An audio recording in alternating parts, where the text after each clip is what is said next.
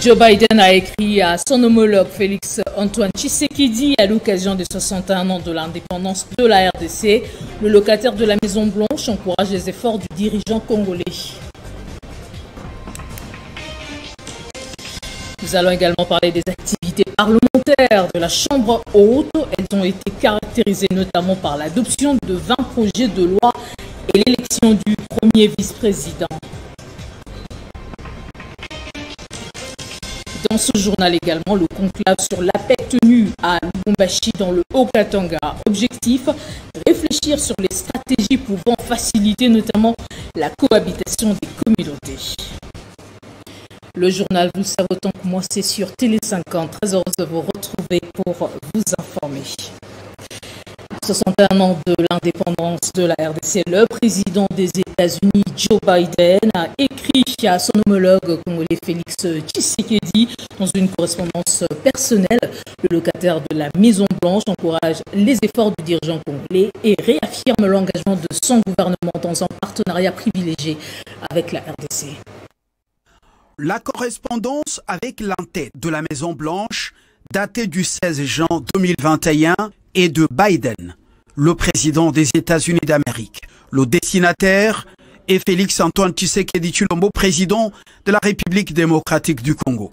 Monsieur le Président, le peuple des États-Unis s'est joint à moi pour vous féliciter, vous, ainsi que tous les citoyens de la République démocratique du Congo, le 30 juin, jour du 61e anniversaire de l'indépendance de votre pays.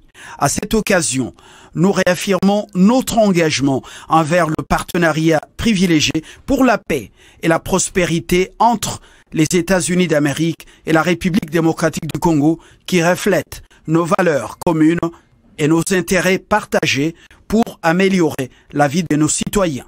Nous accueillons avec joie votre vision et l'engagement du nouveau gouvernement à mettre en œuvre des réformes qui reflètent la volonté et les besoins du peuple congolais.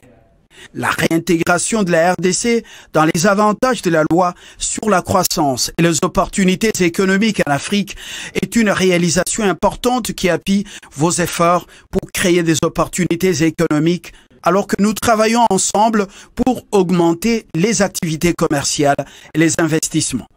Je vous félicite pour votre leadership en tant que président de l'Union africaine. Les États-Unis s'engagent à s'associer à vous pour faire avancer les efforts visant à lutter contre les défis mondiaux du Covid-19 et du changement climatique, ainsi qu'à promouvoir la paix, la sécurité, la prospérité et l'autonomisation des femmes à travers le continent. Au nom du peuple américain, je souhaite à la RDC une réussite dans les mois et les années à venir. Sincèrement, Joseph Biden. Au Sénat, la session de mars a été marquée par plusieurs réalisations. On compte entre autres l'adoption de 20 projets de loi et une proposition de loi, l'élection du premier vice-président, la présentation de 11 rapports par les différentes commissions, la révision de 39 articles de règlement intérieur de la Chambre haute. La session de mars 2021 a été full au Sénat. L'occasion est propice pour le président du bureau de cette chambre du Parlement de dresser le bilan de la session clôturée. Sur le plan politique, à l'initiative heureuse du chef de l'État, la création de l'Union sacrée de la Nation a permis de consacrer une nouvelle majorité parlementaire. Cette nouvelle dynamique politique a donné enfin naissance au nouveau gouvernement qui a du reste tout notre soutien pour ses efforts qui tendent au seul service du peuple. S'agissant de l'épineuse question de la restauration de l'autorité de l'État et de la pacification du pays, nous remercions et nous félicitons, tout comme nous encourageons le chef de l'État, son Excellence Félix Antoine Tshisekedi Tshilombo, qui a bien voulu s'installer à l'Est de manière à suivre de plus près toutes les opérations pour que la paix revienne rapidement dans cette partie du pays. Concernant les élections, Modeste Batiloukwebo a émis le vœu de voir la Commission électorale nationale indépendante présenter un calendrier qui accorde la priorité à l'organisation des élections locales afin de rendre effective la décentralisation. Peu avant la clôture de cette session ordinaire, 2 mars 2021, la plénière au Sénat a prorogé pour la 3e fois l'état de siège dans une partie du territoire national. Par ailleurs, la cellule de communication du Sénat fait savoir que contrairement aux rumeurs qui circulent dans certains réseaux, le bureau du Sénat n'a jamais reçu un quelconque réquisitoire du procureur général près la Cour constitutionnelle pour une levée des immunités de son président. Le bureau du Sénat met en garde les auteurs de ces fake news sous peine de poursuites judiciaires, fait savoir la cellule de communication de la Chambre haute du Parlement. 2 projets de construction des infrastructures aéronautiques et aéroportuaires ont été soumis à Chérubin Okende lundi. C'était lors d'une audience que le ministre de Transport a accordée à AVIC, spécialisé dans la construction des infrastructures aéronautiques, et Amani Construction, venu présenter le projet de construction du port de Kalungu dans le sud Kivu.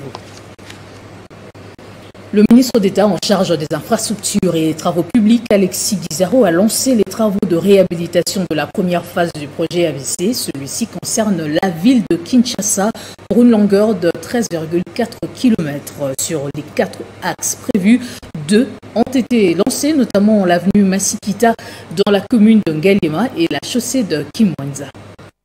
Le lancement de ces travaux de réhabilitation a commencé sur l'avenue Massikita. Le ministre d'État, ministre des Infrastructures et Travaux Publics, a trouvé une population joyeuse face à l'événement du jour. Dans 8 mois exactement, son calvaire prendra fin. Les travaux de réhabilitation seront exécutés en 4 étapes, à savoir les travaux préparatoires, ceux d'assainissement de l'environnement, de la chaussée avec accortement en béton, ainsi que la signalisation, a indiqué Victor Toumba, directeur général de l'OVD, maître d'ouvrage de ce chantier, réalisable grâce au partenariat public-privé. L'expertise est locale, l'entrepreneur s'appelle ABC, Alliance des bâtisseurs du Congo, et le bureau technique de contrôle BTC assurera le contrôle.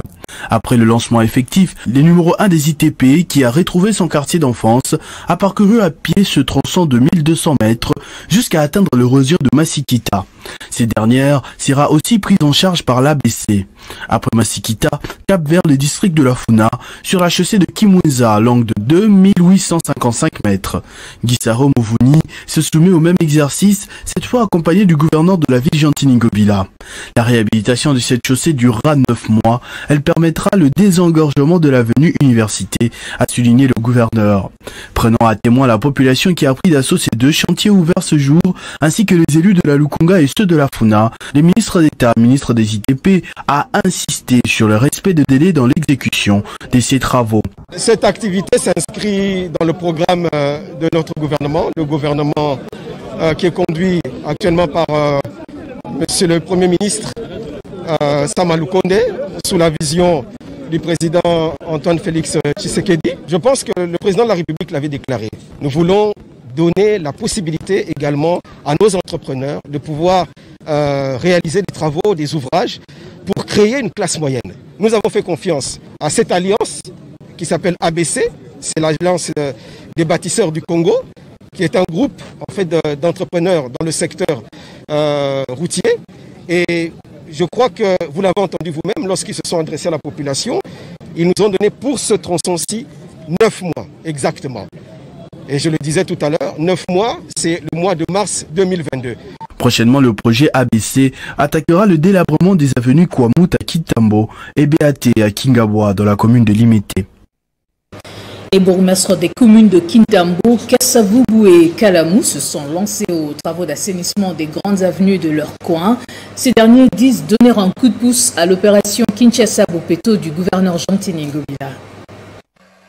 Les programmes du gouverneur de la ville de Kinshasa, dénommé Kinshasa-Bopeto, est l'un d'être un slogan. Pour preuve, les bourgmestres s'investissent jour et nuit dans l'assainissement et surtout des artères principales de leurs communes respectives, ainsi que dans la sensibilisation des Kinoises et Kinois, ce dans le souci de montrer l'exemple à leurs administrés. Dans la commune de Kitambo, par exemple, la bourgmestre Inona Sengi a mobilisé ses équipes d'assainissement dans la nuit de dimanche 27 juin pour nettoyer et désensabler les chaussées de Lukengu, Ouya, Bangala, Komoriko et Kesavubu. Devant la presse, la bourgmestre a sensibilisé les habitants de Kitambo sur les travaux d'assainissement de leur déventure. C'est en respectant le mot d'ordre du gouverneur que nous sommes sur le terrain en train de travailler. Le programme Kinshasa Bopeto est une affaire de tous les habitants de Kitambo. Si tout le monde s'implique, cette opération va connaître du succès. À leur tour, Jean-Claude Kadima de la commune de Kalamou et Bébé Mouimeta de la commune de Kasavubu ont invité leurs administrés à adhérer à la vision du gouverneur Ngubila en s'adonnant aux travaux d'intérêt public. Par ailleurs, Jean-Claude Kadima n'a pas manqué de donner les avantages de l'éclairage public installé sur les artères de la capitale qui, selon lui, facilite les travaux d'assainissement pendant la nuit et garantit la sécurité de la population.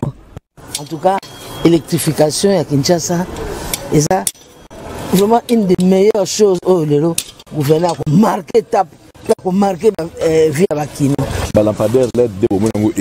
L'éclairage public est l'une des choses qui va marquer le mandat du gouverneur. Ces lampadaires installés par l'hôtel de ville de Kinshasa est très économique.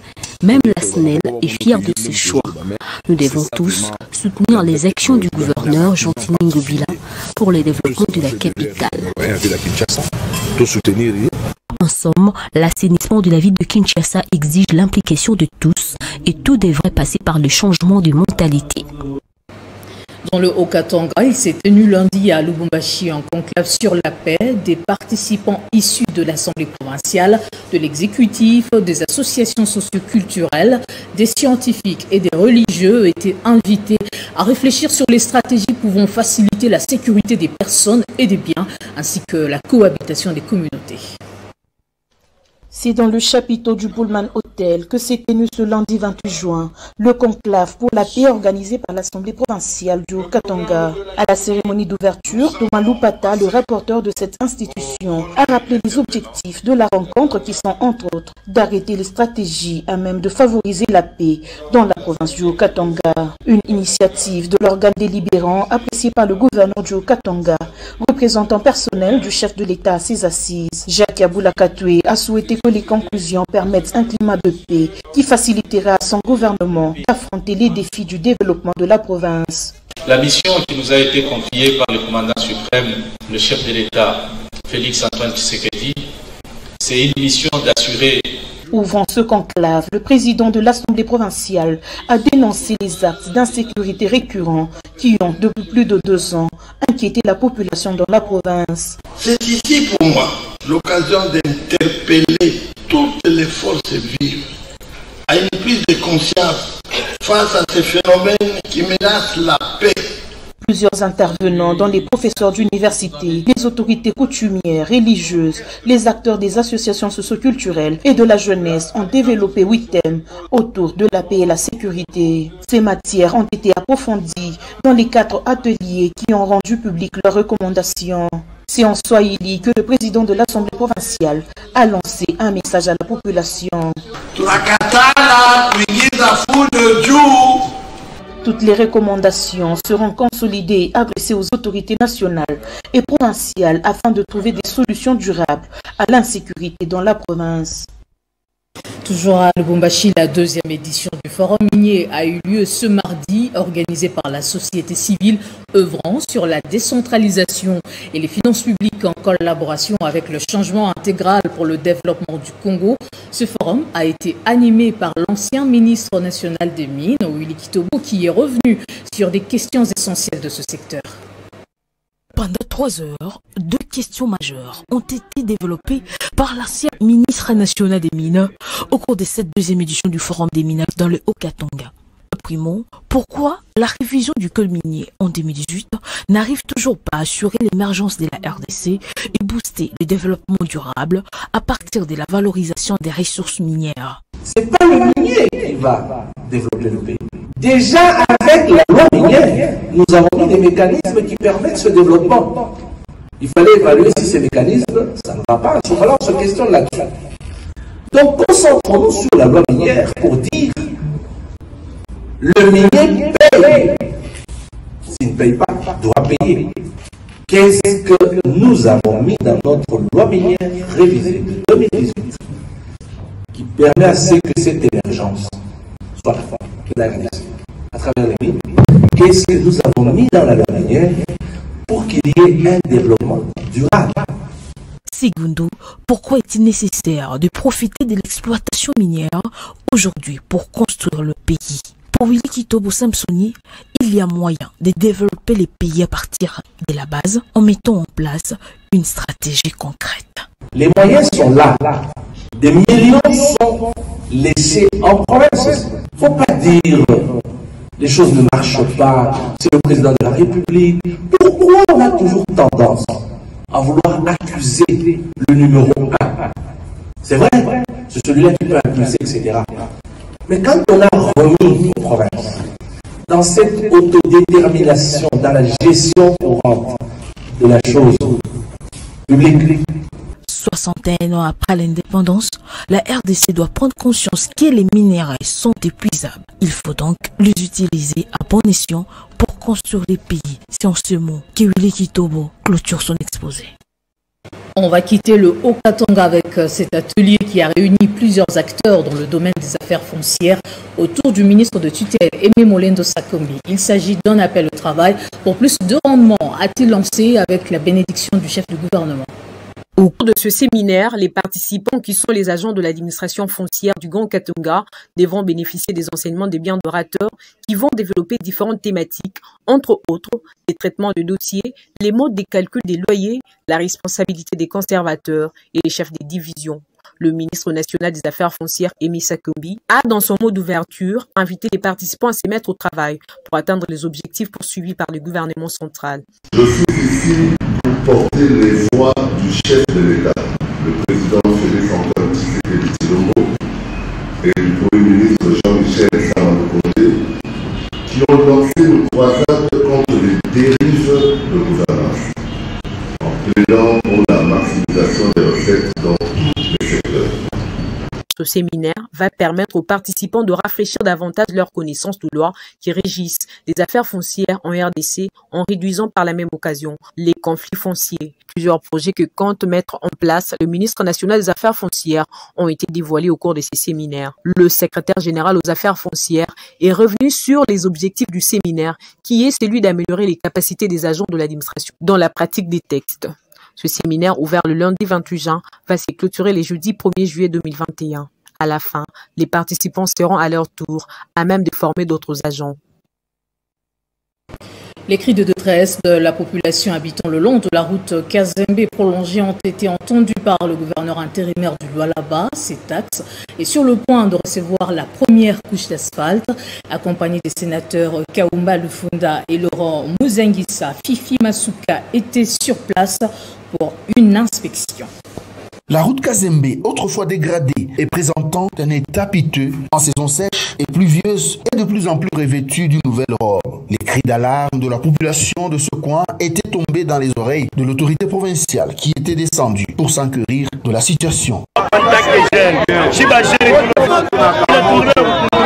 De la parole à l'acte, grâce à l'implication personnelle de Masuka Saini, la route Kazembe va bientôt porter sa plus belle robe. La chaussée attend la pose de la première couche d'enrobé à la grande satisfaction des habitants. Fifi Masuka Saini s'est rendu sur place accompagné des sénateurs Prince Kaumba Lufunda et Laurent Muzangisa. Ces deux élus du Lualaba ont encouragé le travail d'envergure réalisé par cette dame de valeur. Donc on est en train de faire des caniveaux et asphalter toutes ces petites avenues. Nous allons essayer d'asphalter afin de faire une ville digne de Lualaba.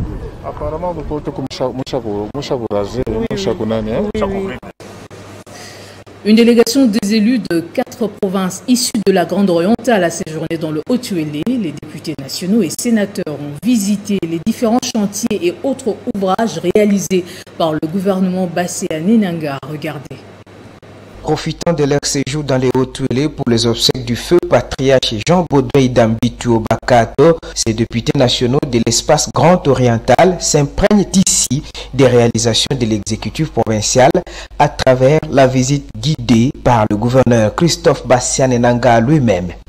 Après avoir fait environ 120 km dans 1h30 sur cette route construite par le gouvernement Bassian Enanga, d'Issiro jusqu'à la cité minière rurale de Bolé-Bolé, cette délégation des élus nationaux de la Grande Orientale n'en revient pas. Quand le président dit le peuple d'abord, mais c'est ça le peuple d'abord. Tout le message est adressé au président de la République. De ne pas suivre tous ceux qui sont là en train de créer. Non. Bassian Enanga, c'est un modèle des gens qui vont l'aider. Aller conseiller aux autres comment doit-on procéder. Les soucis de désenclaver la province, pour même diversifier l'économie de la province, les ressources de la province, c'est un gouverneur à féliciter, à soutenir, d'abord par vous-même, les grands bénéficiaires, la population locale de Haut-Tuélé. Ça, c'est quelqu'un que vous devez encore maintenir le plus longtemps possible. Tout ce qui est dû à la province doit être rétrocédé de manière à ce que ces travaux continuent. À travers ces infrastructures de base, notamment les routes et les bâtiments publics dont la province manquait, l'exécutif Bassian Enanga reflète sans doute dans les Hauts-Tuélé la vision présidentielle prônée par le chef de l'État Félix-Antoine Tshisekedi Tshilombo, celui du peuple d'abord, et la province du Haut-Tuélé est bien du coup partie pour son émergence. 450 jeunes intégrés dans le programme de réinsertion sociale initié par le député national Jean-Marie Lukulassi vont enfin bénéficier d'un emploi dans le secteur des voiries et drainage. Le contrat de partenariat entre l'ESBEL G24 et l'Alliance de bâtisseurs congolais ABC a été signé ce mardi à Kinshasa. La signature de ce contrat de partenariat à durée indéterminée fait suite à de nombreuses réunions dont l'objectif est l'insertion sociale des plus démunis. Son aboutissement est un motif de satisfaction pour le G24 qui entend participer à la vision du chef de l'État, le peuple d'abord. C'est encore une plus grande joie parce que l'ADN de notre président, l'honorable Jean-Marie Lukulassi, prend encore une fois effet et nous rencontrons également la devise de notre chef de l'État, le président Félix-Antoine Tshisekedi Tshilombo, dans le peuple d'abord. Pour le directeur général de l'ABC, cette initiative à long terme va apporter socialement des solutions à la problématique du chômage. Ce sera un contrat permanent pour permettre à la jeunesse de pouvoir s'épanouir aussi. Vous savez, madame, ces pays nous appartiennent tous. Et nous avons droit à bénéficier tant soit peu aux intérêts de la production, des travaux et tout. Parce que tous ces jeunes ont quelque chose à donner pour ces pays. Sous un financement du gouvernement congolais, ce sont plus de 200 manutentionnaires qui vont, dans un premier temps, s'employer dès ce 1er juillet 2021 à la réhabilitation de l'avenue Kimwenza. Comme le financement appartient au gouvernement de donner les moyens, on est venu pour constater que c'est un fils congolais qui va financer les activités. Bien accueillie par la jeunesse quinoise, cette action de Jean-Marie Lukulassi paraît être une solution parmi les plus convaincantes pour réduire le taux de chômage en République démocratique du Congo. Des nouvelles adhésions à la synergie des notables et associations de l'espace Grand Kassai. Après Action Plus, plusieurs mouvements de la jeunesse de l'espace Grand Kassai ont emboîté le pas. Ils ont été reçus par le président de la SINAGECA, le sénateur Denis Kambale. Après avoir reçu en audience la délégation des jeunes leaders intellectuels du Kassai oriental, ces derniers ont fini par signer leur fiche d'adhésion à la SINAGECA devant les membres du comité national du collectif de la jeunesse du Grand Kassai avant de remettre un support visuel, l'œuvre de leur esprit qui a été appréciée par l'assistance. Nous sommes du Kassai, donc nous ne pouvons pas cacher notre identité. Déjà, quand nous sommes arrivés à Kinshasa pour les démarches, nous avons compris, nous avons entendu qu'il y a une synergie et donc qui regroupe les associations du Grand Kassai. C'était pour nous une obligation de faire partie de notre famille. Avant de quitter les sièges, le sénateur Denis Kambale a présidé, dans le respect des gestes barrières, la réunion du comité national qui a pris des décisions importantes, à savoir rendre hommage au président d'honneur du Grand Kasaï, l'effet sénateur Jacques Chimbombo Mukuna, en décorant les podiums du siège en chapelle ardente, comme c'est fait le cas du feu secrétaire général Kassunga Chulunde Boukar en décembre 2020. Il vient nous raconter beaucoup de choses et il nous donnait beaucoup de conseils. C'est comme si quelqu'un qui nous préparait à ce que nous puissions nous apprendre à nous assumer nous-mêmes. Le départ de ces trois grandes personnalités doit interpeller chacun de nous. Kassunga Chulunde, Kitenge Yezu et Jacques Chimbombo Mukuna.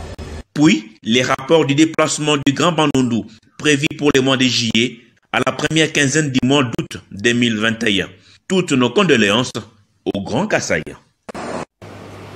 Le mouvement social pour le renouveau AMESER a procédé ce 29 juin à la restructuration de son bureau politique. Jean Chrysostome Varamouiti remplace François Robota qui est appelé à assumer des nouvelles charges pour l'État congolais. Le mouvement social pour le renouveau AMESER s'est mis déjà en ordre de bataille pour gagner les prochaines élections prévues en 2023 à tous les niveaux. Cette annonce a été faite à l'issue de la cérémonie de restructuration et redynamisation organisée ce mardi au siège national du parti. C'est le tout, parce que compte tenu des circonstances actuelles, où nous avons prêté notre secrétaire général François Robota à l'État congolais, il était nécessaire, comme il va se consacrer aux charges de l'État, il était nécessaire qu'on puisse restructurer le parti et pouvoir lui donner beaucoup plus de vigueur. Il est normal qu'un parti national qui est installé dans les 26 provinces du pays, qui a des élus nationaux et provinciaux dans plus de la moitié des provinces, qu'il puisse se structurer et se mettre en ordre de bataille. Présent à cette cérémonie de redynamisation du parti, le secrétaire général chargé de la mobilisation, idéologie et formation du parti s'explique en ces termes. Toute organisation naît, grandit et parfois meurt. Et il faut donc donner, ou tout au moins redynamiser l'organisation pour plus d'efficacité. Commencé au niveau national, cette vision va se poursuivre au niveau provincial, partout où se trouve le siège du AMESER. Et on va atterrir au pays de Tata Madiba. L'ancien président sud-africain Jacob Zuma est condamné à 15 mois de prison pour outrage à la justice ce mardi. Cela après son refus de comparaître devant une commission anticorruption. Jacob Zuma est accusé d'avoir pillé l'argent public pendant les 9 années au pouvoir, mais également d'avoir aidé 3 hommes d'affaires à s'enrichir frauduleusement aux dépens de l'État. Et on va prendre le rappel des titres avant de nous quitter. Joe Biden a écrit à son homologue congolais Félix Tshisekedi à l'occasion de 61 ans de l'indépendance de la RDC. Le locataire de la Maison-Blanche encourage les efforts du dirigeant congolais. Nous avons également parlé des activités parlementaires de la Chambre haute. Elles ont été marquées notamment par l'adoption de 20 projets de loi et l'élection du premier vice-président. Dans le Haut-Katanga, le conclave sur la paix s'est tenu à Lubumbashi. Objectif, réfléchir sur les stratégies pouvant faciliter notamment la cohabitation des communautés. Voilà tout pour ce journal. Merci de l'avoir suivi. Restez branchés sur nos antennes. Protégez-vous. Prenez soin de vous.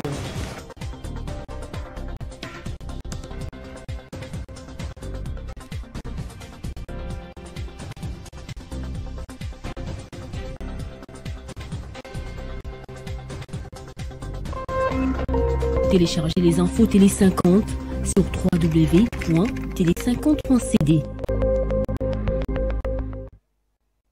Message de vœux à l'occasion du 30 juin 2021.